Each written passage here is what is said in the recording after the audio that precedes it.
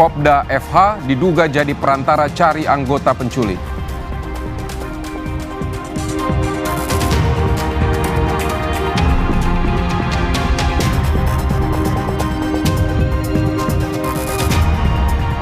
Menteri Lingkungan Hidup bertemu Gubernur Bali bahas penyebab banjir. Menteri Lingkungan Hidup jelaskan soal kondisi sungai di Denpasar hingga menimbulkan banjir besar di sejumlah titik.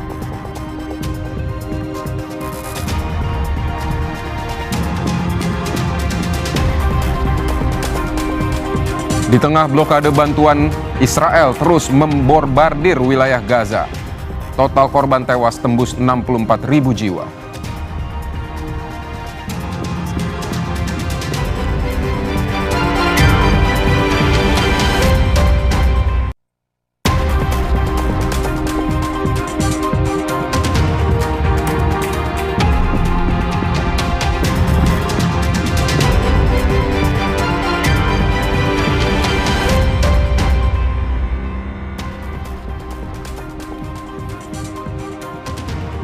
Halo, selamat malam saudara, salam jumpa kembali di Kompas Malam bersama saya Vidi Batlolone. Selain 3 informasi tadi, Kompas Malam juga masih akan menghadirkan sejumlah informasi menarik lainnya. Langsung saja kita simak Kompas Malam dengan informasi pertama. Seorang warga Kecamatan Tebing Tinggi, Jambi ditemukan dalam kondisi tewas. Korban diduga tewas ditembak.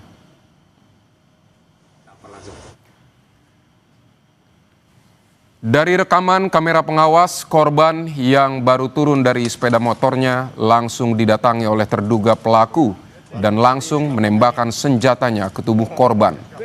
Tak lama usai kejadian, polisi mengidentifikasi pelaku dan menangkapnya di rumah. Pelaku ditangkap dengan barang bukti, pakaian dan senjata yang digunakan saat kejadian. Motif sementara antara pelaku dan korban saling mengenal.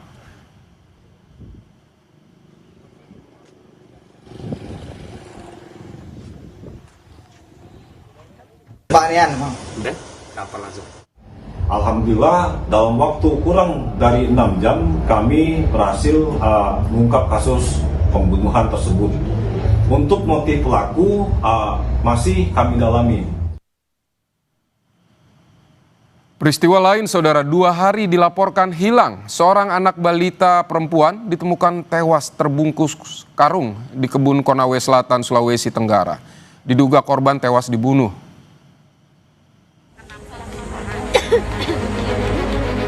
Warga Konawe Selatan dihebohkan dengan penemuan bocah perempuan berusia 4 tahun yang tewas terbungkus karung di sebuah kebun warga. Sebelumnya, korban dilaporkan hilang usai bermain bersama teman-temannya di area kebun warga. Setelah pencarian hari kedua, tim SAR gabungan menemukan korban yang sudah dalam kondisi tak bernyawa.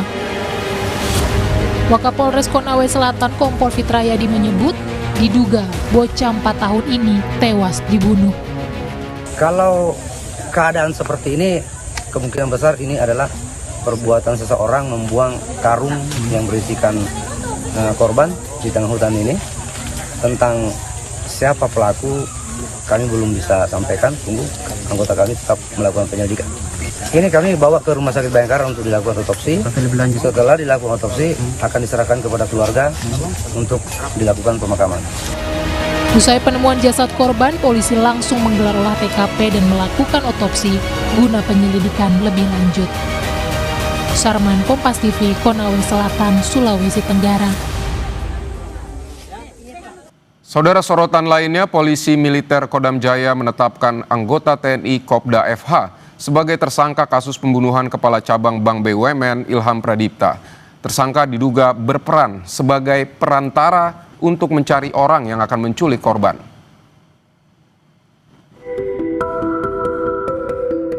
Setelah polisi menangkap 15 tersangka kasus pembunuhan Kepala Cabang Bank Ilham Pradipta, fakta baru terungkap yakni adanya keterlibatan oknum TNI. Pomdam Jaya menetapkan Kopda FH sebagai tersangka kasus penculikan berujung pembunuhan pada Ilham Pradipta. Komandan Polisi Militer Kodam Jaya Kolonel CPM Doni Agus Priyanto menyampaikan dari hasil pemeriksaan sementara, FH berperan sebagai perantara yang bertugas mencari orang guna menjemput paksa korban. Saat ini, Kopda FH sudah berstatus tersangka dan sudah ditahan. Mengenai kemungkinan anggota TNI lain yang terlibat, masih didalami. Adanya keterlibatan oknum aparat juga pernah disampaikan Adrianus Agal, kuasa hukum salah satu penculik. Kopda FH diduga sempat memberi perintah pada Eras, pelaku penculikan Ilham Pradipta. Oknum F ini, dia bilang, Eras, pekerjaannya nanti kamu untuk menjemput paksa seseorang. Nanti setelah kalian jemput paksa, kamilah yang akan mengantarkan yang dijemput paksa itu ke alamat di Bogor. Pada saat mereka telah melakukan jemput paksa itu, kalau tidak salah, itu 45 juta rupiah. Itu yang sebelumnya dijanjikan lebih, tapi ternyata dipotong oleh oknum F ini. Kriminolog Universitas Indonesia Hanifah Hasna menyebut ada peran strategis oknum TNI dalam kasus ini karena seorang oknum disebut mempunyai jaringan dan bisa mengintimidasi orang lain. Tapi setidaknya ini menjadi presiden buruk terhadap institusi TNI terkait dengan salah satu anggotanya yang menggunakan seragamnya untuk menunjukkan kekuasaan atau otoritasnya kepada masyarakat. Demikian. Dan yang perlu kita ketahui lagi adalah apakah selama ini dia menggunakan fasilitas yang diberikan oleh TNI, misalnya dengan menggunakan seragam atau atribut-atribut lain yang mungkin bisa mengintimidasi orang lain. Sebelumnya, polisi telah menetapkan 15 tersangka dalam kasus pembunuhan Kacap Bank Muhammad Ilham Pradipta. Dari pemeriksaan 15 tersangka, kasus pembunuhan Kacap Bank terbagi menjadi 4 klaster, yakni klaster aktor intelektual, klaster pengintai korban, klaster penculikan, dan klaster penganiaya korban. Meski sudah ada tersangka, namun hingga kini motif pembunuhan belum diungkap. Tim Liputan Kompas TV. Saudara, untuk membahas lebih lengkap mengenai teka-teki pembunuhan ini, sudah bergabung Kabar Reskrim Polri 2009 dan 2011, Pak Ito Sumardi. Selamat malam, Pak Ito. Selamat malam, Mas Pidi. Pak Ito, ini ada oknum TNI diduga jadi perantara penculik Ilham, tapi menurut Anda apakah peran ini sebatas perantara saja atau seperti apa? Apa Anda punya pandangan lain?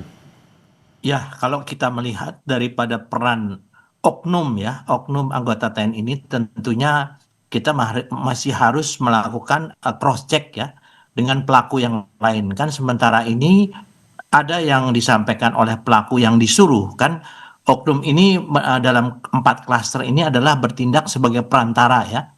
Kemudian mencari orang-orang yang bertugas menjemput paksa daripada korban di lokasi penculikan. Otomatis kini ada nanti dari jejak digital yang bersangkutan, kira-kira apakah ada perintah-perintah lain atau melibatkan orang lain ya. Sehingga kita bisa melihat peran daripada oknum anggota TNI ini itu akan lebih jelas ya. Kita melihat di sini kan sudah ada klaster aktor intelektualnya ya, 4 orang ya yang saat ini sudah dilakukan penahanan. Sehingga nanti pada saat pemeriksaan 4 orang ini juga tentunya mengarah kepada oknum dari TNI yaitu FH. Di sana akan lihat bagaimana jaringan komunikasi mereka ya, pembicaraan apakah melalui WhatsApp ataukah melalui telepon, yang tentunya ini menjadi saat ini menjadi fokus penyelidikan dan penyelidikan daripada anggota penyidik. Ini yang kita akan dalami sehingga kita bisa mengetahui motif yang sebetulnya. Kan motif ini mungkin agak sulit digali ya, karena tentunya setiap orang yang terlibat dia juga mempunyai hak untuk tidak berbicara secara jujur dalam penyelidikan. Itu diatur dalam KUHP juga ya. Saya kira kita harus melakukan cross check sehingga dari cross check tersebut akan jelas sekali peran FH ini, apakah yang bersangkutan juga ada yang lain yang terlibat ya. Sementara kan masih 15 pelaku yang diamankan. Demikian, Mas. Baik Pak Ito, jadi menurut Anda kalau untuk mengungkap peran dari Kopda FH ini di cross check begitu, siapa saja yang perlu ditanya di klaster-klaster ini menurut Anda? Ya, kalau kita melakukan penyelidikan ya, tentunya secara bottom up itu dari 4 pelaku ya, aktor intelektual kepada FH. Ini tentu harus dilakukan pemeriksaan secara forensik, yaitu melalui jejak digital ya. Apakah HP tersebut, apakah ada pesan-pesan lain ya. Kemudian dari bawah juga orang yang disuruh. Nah, tentunya kita akan bisa mengetahui apabila orang yang disuruh tersebut menyampaikan apakah memang ada pesan-pesan yang dilakukan oleh saudara FH ini yang mengatakan bahwa disuruh oleh siapa. Jadi dari hasil kita biasanya ada berita acara untuk apa namanya pengecekan ya secara langsungnya berita acara ini kita cross check itu yang akan bisa menentukan peran yang bersangkutan. Kan sekarang ini yang dilakukan adalah mekanisme penanganan yang dilakukan oleh dua instansi. Yang satu adalah instansi kepolisian yaitu Polda Metro Jaya yang sudah mengambil alih dari Polres Jakarta Timur, dan selain itu adalah Pomdam ya.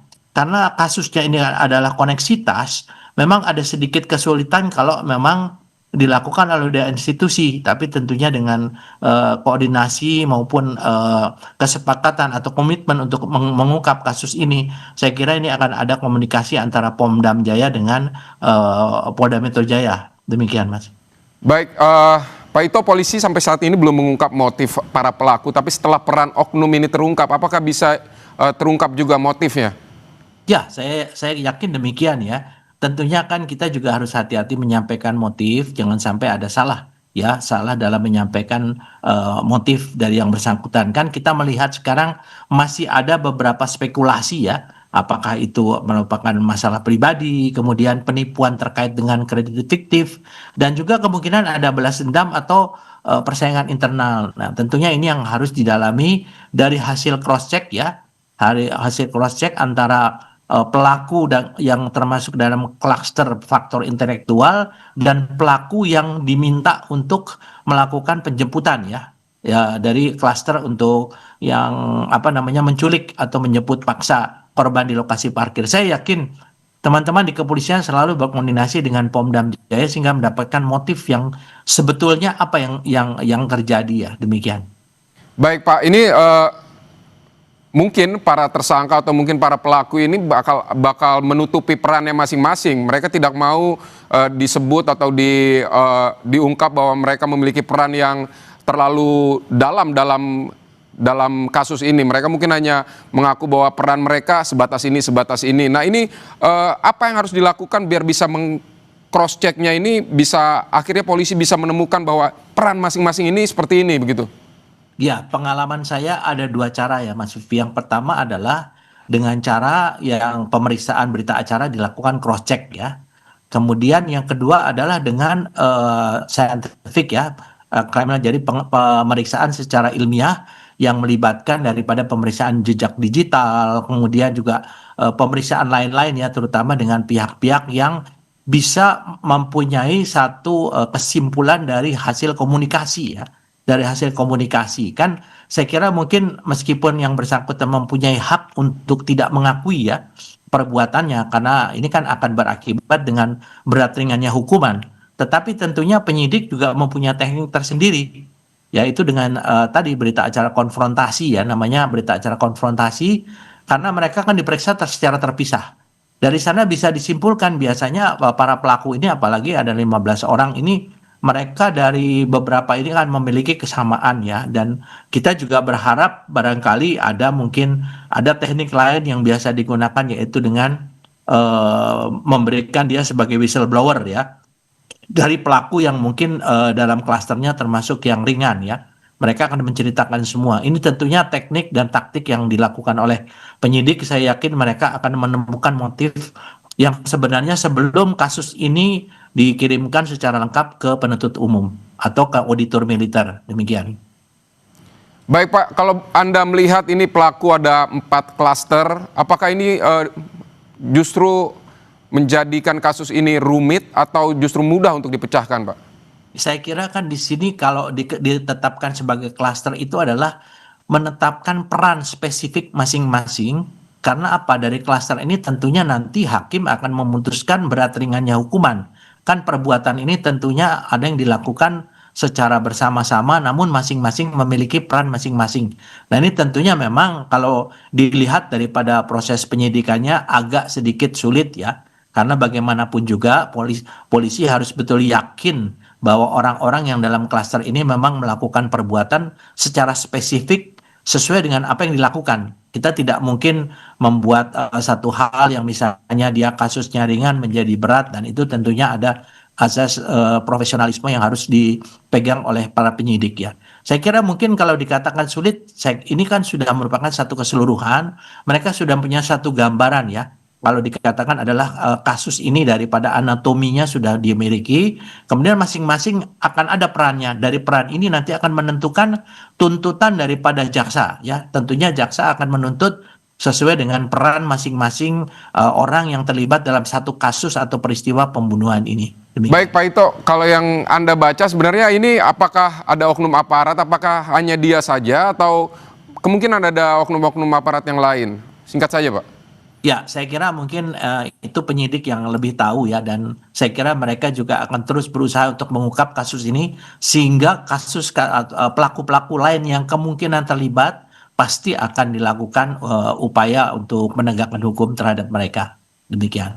Baik Pak Ito Sumardi, terima kasih untuk pandangan Anda yang sudah disampaikan di Kompas Malam hari ini. Ya, terima kasih Mas Widi. Saudara, kesorotan lain, 6 lembaga HAM sepakat membentuk tim pencari fakta kerusuhan demo Agustus lalu. Sebelumnya Presiden Prabowo juga telah memberikan lampu hijau untuk membentuk tim investigasi independen menyelidiki kerusuhan saat demo.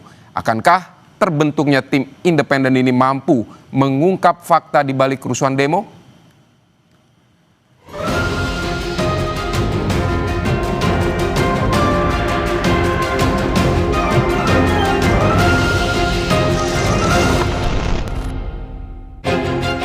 Setelah terus didesak untuk mengusut dalam kerusuhan saat demo Agustus lalu, Presiden Prabowo Subianto akhirnya memberikan lampu hijau untuk dibentuknya tim investigasi independen kericuhan aksi demonstrasi pada akhir Agustus 2025.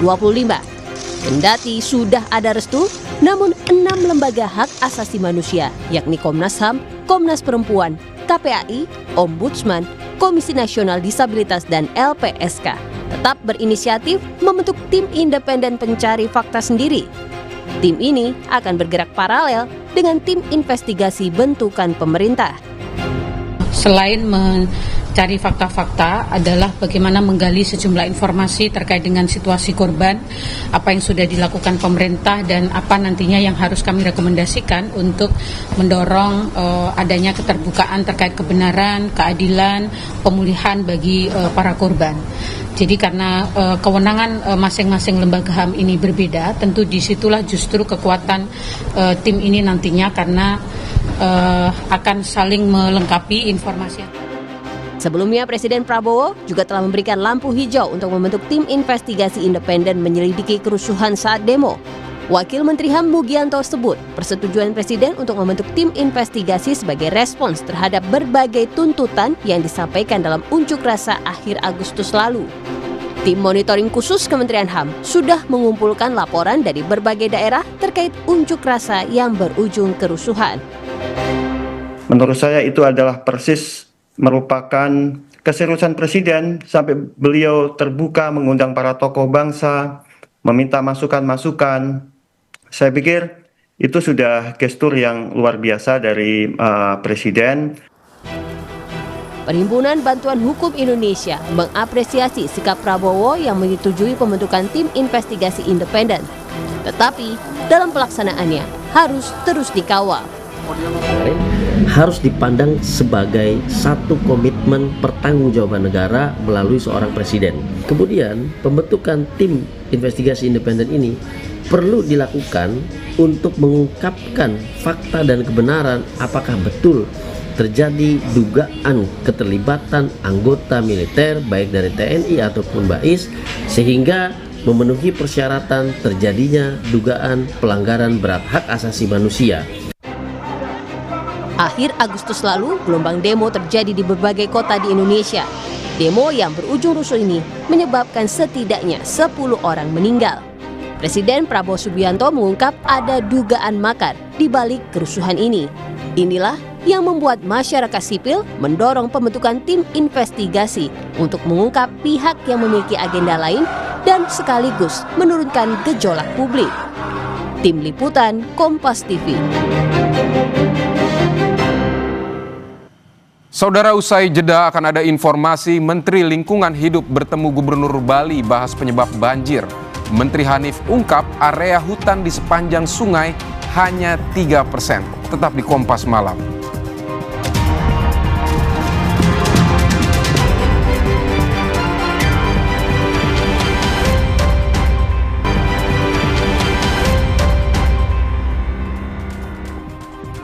Anda kembali di Kompas Malam. Saudara, Presiden Prabowo Subianto hari ini mengunjungi warga korban banjir Bali. Warga korban banjir curhat ke Presiden dan meminta sejumlah bantuan. Di hadapan Presiden, sejumlah korban banjir menceritakan bagaimana peristiwa banjir yang dialami mereka. Yang menarik, di tengah kunjungan di daerah terdampak banjir Bali, seorang warga tiba-tiba berteriak pada Prabowo dan memberitahu jika dapurnya rusak dan meminta bantuan kepada Presiden untuk perbaikan dapurnya. Presiden Prabowo pun berjanji akan memberikan bantuan pada warga tersebut.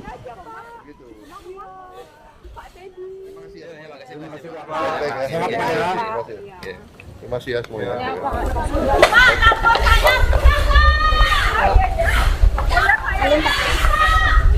Nanti dibantu. Iya, nanti dibantu ya.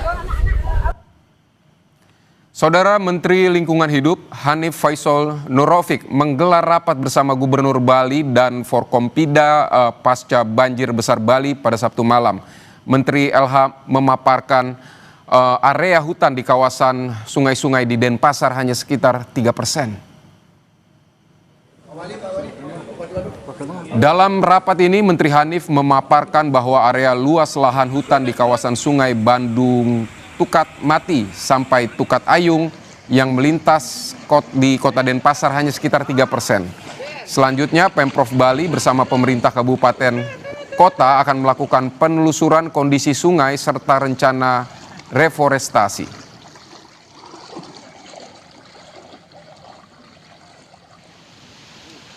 Bahwa kita ada das ayun ya, das ayung itu bawahnya ada 4 das, ada das Mati, das Badung, das Sungai Padu, satunya ada 1 das lagi, itu semuanya hulunya das ayun. Jumlah totalnya 49.500 sekian hektar. Kemudian dari 49.500 hektar itu yang ada pohonnya hanya sekitar 1.500 hektar atau boleh dikatakan hanya 3%. Tadi Pak Gubernur juga agak kaget dan memang secara ekologis paling tidak untuk daerah aliran sungai mampu menahan ekosistem di bawahnya itu paling tidak harus 30%. Nah, ini das ayun ini salah satu das yang penting karena di bawahnya ada Denpasar, Badung, Gianyar dan Tabanan. Jadi itu cukup serius sehingga tadi Bapak Gubernur dan seluruh Forkompinda menyatukan langkah untuk mengembalikan fungsi dari landscape ini untuk menjadi tahan atau resilient terkait dengan bencana hidrometeorologi. Hujan deras yang terjadi sejak Selasa malam 9 September menyebabkan sejumlah wilayah di Bali terendam banjir. Ini menjadi banjir terparah yang dialami Bali dalam 1 dekade terakhir. Menteri Lingkungan Hidup Hanif Faisal Nurofik menyebut salah satu faktor pemicu banjir besar di Bali adalah tumpukan sampah yang menyumbat aliran air. Alih fungsi lahan juga dinilai beresiko merusak tata ruang alam di Bali. Hanif mengklaim sebelumnya telah mengingatkan Gubernur Bali Iwayan Koster agar menjaga kelestarian bentang alam dan tidak gegabah mengizinkan pembangunan baru. Saya sudah ingatkan bahwa agar mempertahankan keberadaan lereng dan sawah-sawah, jangan digunakan lagi untuk bangunan-bangunan karena mengingatkan jumlah wisatawannya semakin meningkat. Namun itu tidak boleh kita gegabah. Jadi landscape yang ada jangan diganggu lagi oleh keberadaan hotel-hotel, kote-kote, perumahan-perumahan gitu ya. Namun Gubernur Bali Iwayan Koster membantah banjir disebabkan alih fungsi lahan. Ia menyebut alih fungsi lahan terjadi di kawasan Kuta Utara dan tidak memiliki aliran sungai yang sama yang menyebabkan banjir. Alih fungsi lahan kan di Badung, di Gianyar, di Badung kan di daerah-daerah Kuta Utara. Ini hulunya kan jauh. Ahli Tata Kota Universitas Warmadewa Putrumawan menilai perencanaan mitigasi bencana dalam tata ruang perlu dilakukan untuk mengantisipasi banjir serupa. Ya, dalam analisis saya saya melihat bahwa perencanaan tata ruang itu selalu kalah cepat dengan pembangunan. Jadi di daerah hulu banyak dibangun tempat-tempat seperti itu, termasuk juga bangunan-bangunan yang bentuknya masif seperti villa. Itu menyebabkan bahwa ada perubahan cara alam meresap air.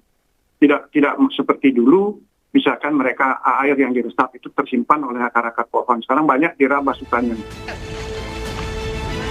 Setidaknya 18 orang tewas, 659 jiwa terdampak, dan 185 jiwa harus mengungsi dalam peristiwa banjir bandang Bali. Tim Liputan, Kompas TV.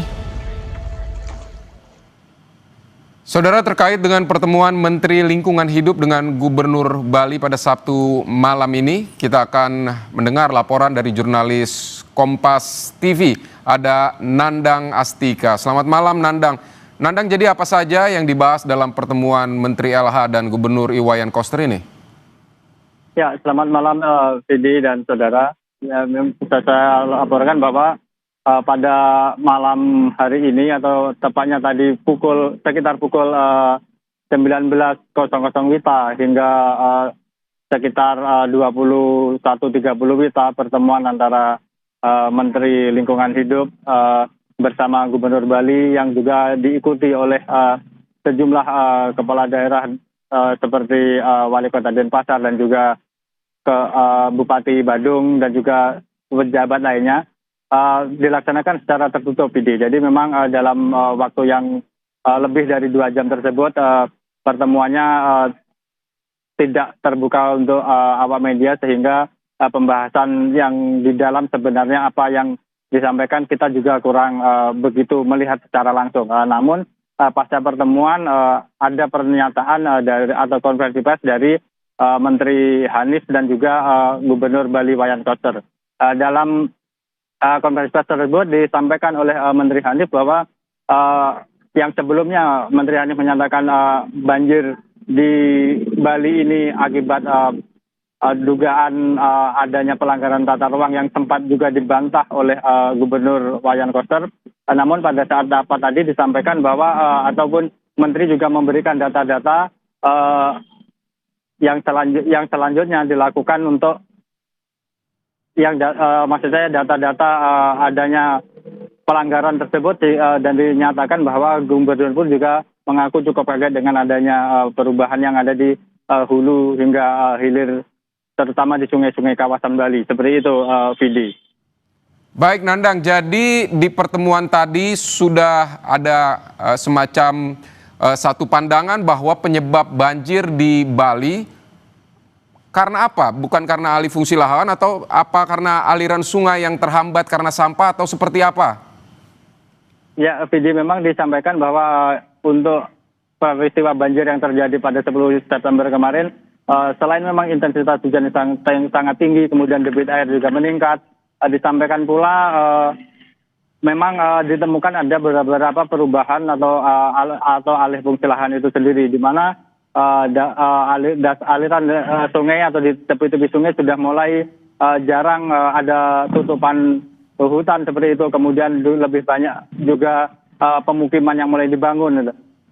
Sehingga dari hal ini kemudian menjadikan bahan rapat bersama antara Menteri Lingkungan Hidup bersama Gubernur Bali dan pejabat di Bali, kabupaten kota di Bali akan menindaklanjuti ini ke depannya sebagai evaluasi. Dan Gubernur Bali juga menyatakan bahwa mulai tahun 2005 akan melakukan pembahasan kemudian untuk pelarangan pembangunan secara komersil. Jadi seperti villa, restoran yang dibangun di seputaran atau di kawasan aliran sungai. Dikatakan juga pembangunan ini juga akan dilakukan secara selektif untuk perumahan. Jadi sudah akan semakin ada pembatasan, terutama pembangunan yang ada di kawasan seputar sungai. Seperti itu, Vidi. Baik, karena banjir ini pemerintah Bali, tadi Gubernur Bali Wayan Koster sudah memutuskan untuk akan membatasi pembangunan restoran atau hotel di daerah aliran sungai seperti itu. Terima kasih Nandang untuk laporan Anda. Saudara, kita akan ke informasi selanjutnya. Di tengah blokade bantuan Israel Di tengah blokade bantuan, Israel terus membombardir wilayah Gaza. Total korban tewas tembus 64.000 jiwa. Selengkapnya usai jeda.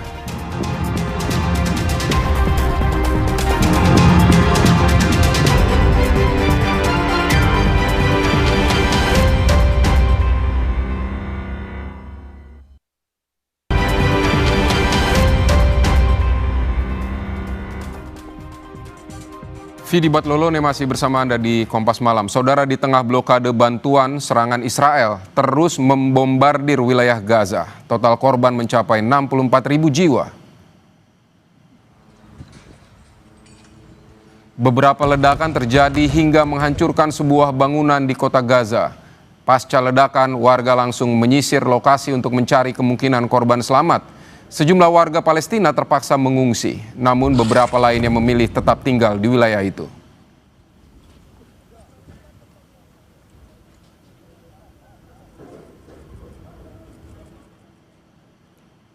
Saudara, seluruh delegasi Indonesia dalam Global Summit Flotilla memutuskan untuk tidak berlayar ke Gaza. Situasi terkini di Tunisia jadi alasannya.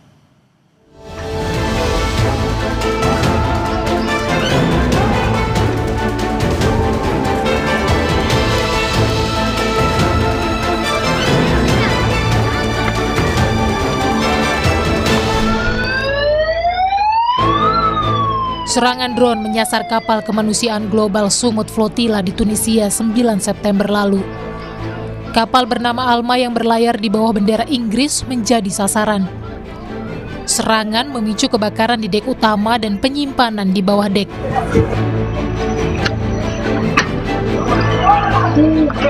Keesokannya di tanggal 10 September, serangan drone kembali menyasar kapal dengan bendera Portugal yang sudah bersandar sejak minggu lalu. Kapal yang terbakar membawa kelompok aktivis internasional yang membawa bantuan kemanusiaan ke jalur Gaza. Hey everyone, I'm here on board the family boat of the Global Summit Flotilla, where we just been attacked again. Miguel and 5 other people of our team were here. Miguel saw a drone. The drone approached and dropped an incendiary device that blew up and they put the boat on fire. They fought the fire, they did whatever they could, but unfortunately we have to say that once again flotilla mission has been attacked. Menemui banyak kendala dalam misi pelayaran kemanusiaan untuk Palestina, relawan Indonesia yang tergabung dalam Indonesia Global Peace Convoy memutuskan untuk menarik diri dari misi ini. Namun kapal Indonesia dikabarkan akan tetap berlayar sebagai bukti solidaritas untuk Gaza. Bahwa Indonesia akan menarik diri dari ke Global Summit Flotilla karena beberapa hal penting.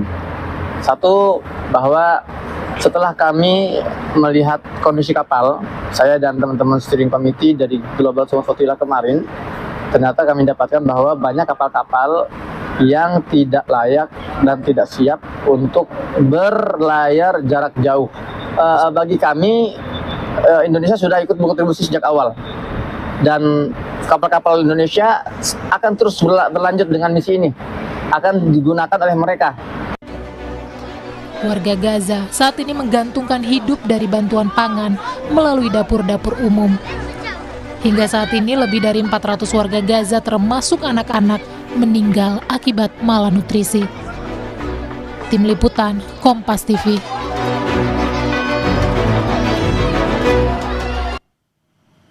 Saudara, kita akan berbincang dengan relawan yang menjadi salah satu delegasi Indonesia dalam misi kemanusiaan Global Summit Flotilla. Ada Ciki Fauzi. Selamat malam waktu Indonesia, Ciki. Bisa diceritakan bagaimana sebenarnya kondisi di sana, Ciki? Ya, jadi sebenarnya kondisi di sini adalah semua delegasi dari berbagai negara yang masih menunggu untuk berlayar. Tapi memang banyak sekali tekanan ya.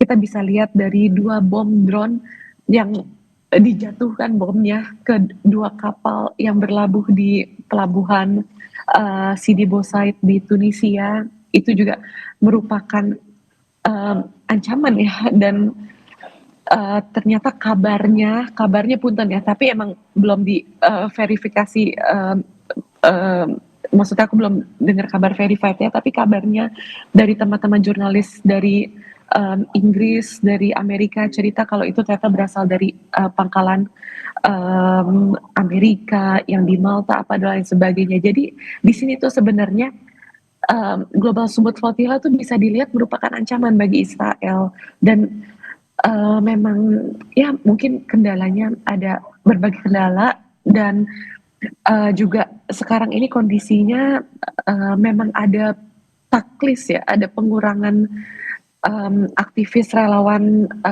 secara signifikan yang terlibat karena sekarang ini sebagai langkah strategisnya diutamakan relawan-relawan yang berasal dari negara-negara mitra Israel seperti Inggris, Amerika, Jerman dan lain sebagainya. Jadi akan buat Israel mikir-mikir lagi nih kalau mau nyerang kapal ketika mereka berlayar dan juga diutamakan komposisi-komposisi utama seperti dokter, tim medis dan lain sebagainya. Jadi ya memang Indonesia memberikan kursinya untuk orang-orang yang secara strategis itu bisa lebih ada powernya supaya misi ini terus berjalan dan kapal-kapal yang Indonesia beli dari hasil donasi masyarakat itu tetap berlayar. Begitu Pak, kurang lebih. Baik, Mbak Ciki, berarti Indonesia tetap memberikan kontribusi dari delegasi kita di sana dan kapal bantuan dari Indonesia tetap diberangkatkan ke Gaza. Seperti itu ya Mbak Ciki, bagaimana mekanismenya? Mekanismenya ya kapalnya terus tetap berlayar Pak. Kapalnya berlayar dan pelan-pelan insya Allah ya mungkin kita sedang menunggu berita mungkin sehari atau 2 hari lagi insya Allah berlayar.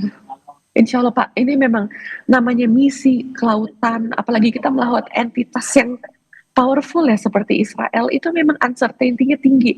Tapi di sini kita semua berjuang, kita semua berusaha.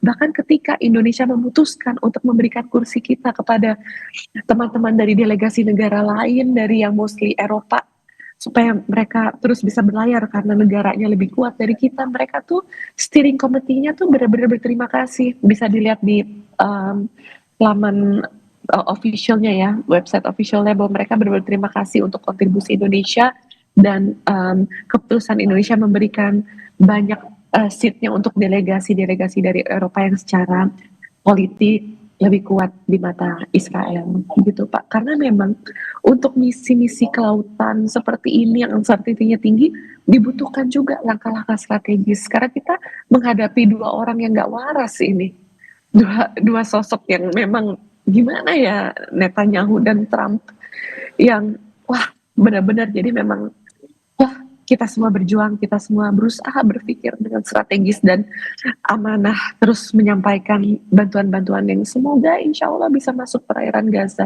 dengan segala risikonya kita terus berjuang. Baik, delegasi kita terpaksa harus mundur, tapi apa pesan yang ingin disampaikan oleh Mbak Ciki di sana untuk kita semua? Ya buat teman-teman terus bersamai, terus pantau dan terus kirimkan doa semoga misi ini bisa terus berjalan dan please exposure it's always on Gaza karena ketika ini terjadi di Gaza itu terus membabi budak, terjadi genosida, pengeboman, benar-benar hal yang sangat tidak manusiawi terjadi di sana. Jadi apa yang kita lakukan di sini ini juga untuk mengembalikan exposure terhadap genosida yang sampai sekarang terjadi di Gaza. Jadi please all eye on Gaza. Yang kita lakukan ini, it's not about us, it's about yang terjadi di Gaza. Baik, Mbak Ciki, jadi selanjutnya seperti apa? Apa tetap masih ada upaya untuk kita bisa memberikan bantuan yang maksimal untuk warga Gaza seperti apa, Mbak Ciki? Ya, kita coba dengan berbagai cara, Pak. Kalau saya dan teman-teman di sini kita memutuskan untuk stay beberapa hari ke depan lagi supaya bisa membersamai juga teman-teman di sini, steering committee di sini yang memang sangat butuh bantuan dari teman-teman Indonesia. Iya. Baik, Mbak Ciki Fauzi, terima kasih untuk informasi yang Anda berikan untuk Kompas Malam. Semoga Anda selalu sehat dan delegasi Indonesia juga selalu sehat di sana, Mbak Ciki. Ya. Saudara, malam minggu kami akan ajak Anda untuk berburu jajanan kekinian di kawasan Saparua, Bandung. Tetap bersama kami di Kompas Malam.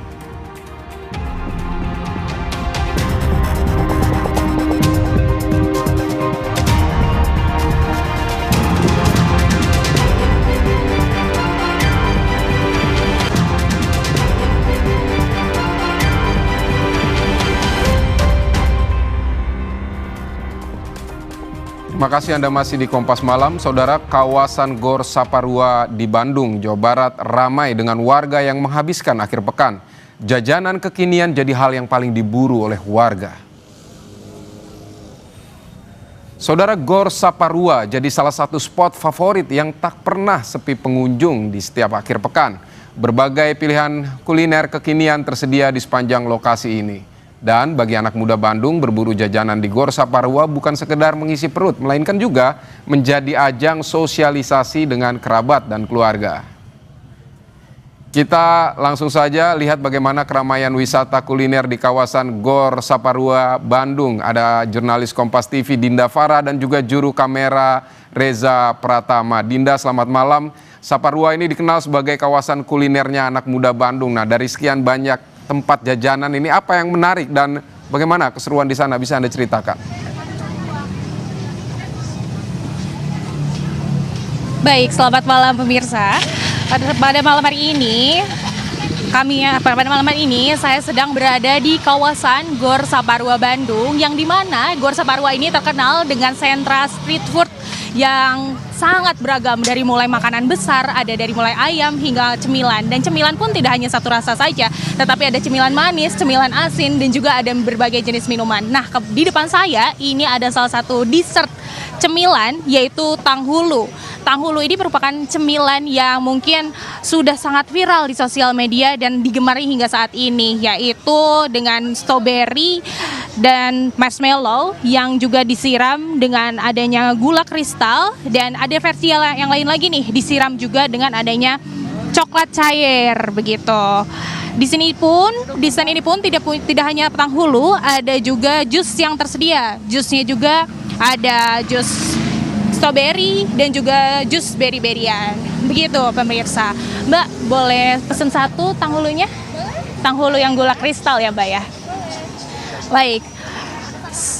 Karena menunggu Mbaknya untuk mempersiapkan tanghulu ini, mungkin saya bisa menjelaskan bahwa tanghulu ini dan juga berbagai makanan dessert dari mulai makanan besar sampai minuman hadir di Gor Saparua Bandung dari mulai hari Senin sampai Jumat, dan itu di weekday itu hadir pun, dan juga di weekend pun untuk malam ini hadir juga, dan jauh lebih banyak variannya dan jauh lebih banyak pengunjungnya.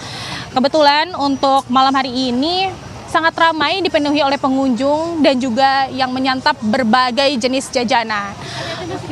Oke, baik Mbak, terima kasih. Baik, saudara, saat ini di tangan saya sudah ada tanghulu strawberry, yang dimana strawberry yang ditumpahi, yang dilumeri dengan adanya gula kristal ini. Mari kita coba ya saudara. Oke.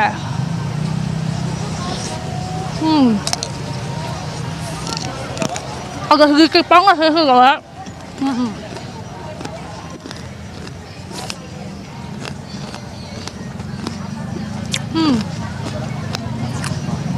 Karena di sini itu karena dari asam dari hint strawberry asamnya itu masih terasa, dan juga adanya lumuran gula kristal dari tanghulu itu sangat-sangat membuat perpaduan yang enak.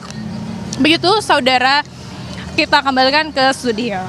Saya mau lanjut untuk menikmati kuliner-kuliner yang lain. Baik Dinda, selamat menikmati kuliner-kuliner yang lain di Gor Saparua Bandung. Saudara, kapal pengangkut kopra terbakar di perairan Luwuk, Sulawesi Tengah. 1 anak buah kapal tewas dan 2 orang hilang.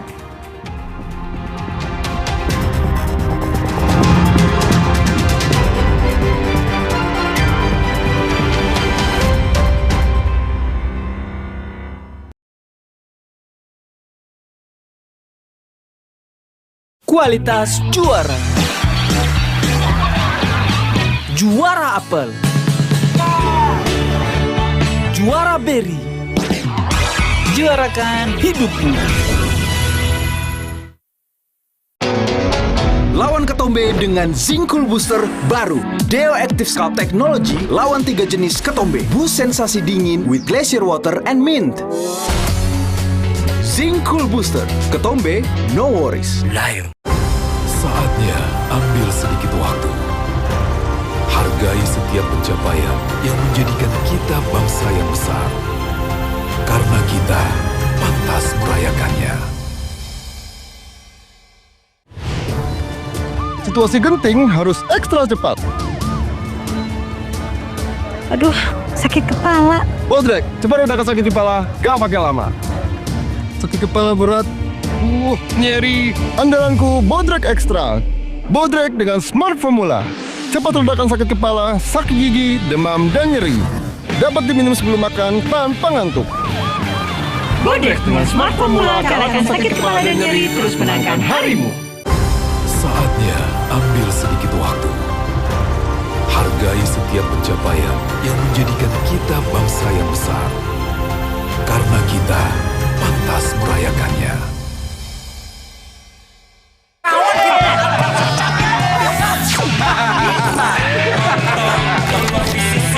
Kopi tubruknya asli, susunya creamy. Pas paduannya. Ini rasa nomor satu bangsa. Top Coffee Susu. Kopinya orang Indonesia dari Wings Food. Saatnya ambil sedikit waktu. Hargai setiap pencapaian yang menjadikan kita bangsa yang besar. Karena kita pantas merayakannya. Yuk bikin masakan yang pasti diserbu. Pakai kecap sedap kedelai hitam spesial. Bikin lidah auto pati. Cumi kecap nih. Will Goes Approved Specialisius. Looks good kan? Taste good. Kecap sedap kedelai hitam spesial. Looks and taste beyond good. Dari Wings Food. Kualitas juara. Juara apel. Juara berry. Juarakan hidupmu.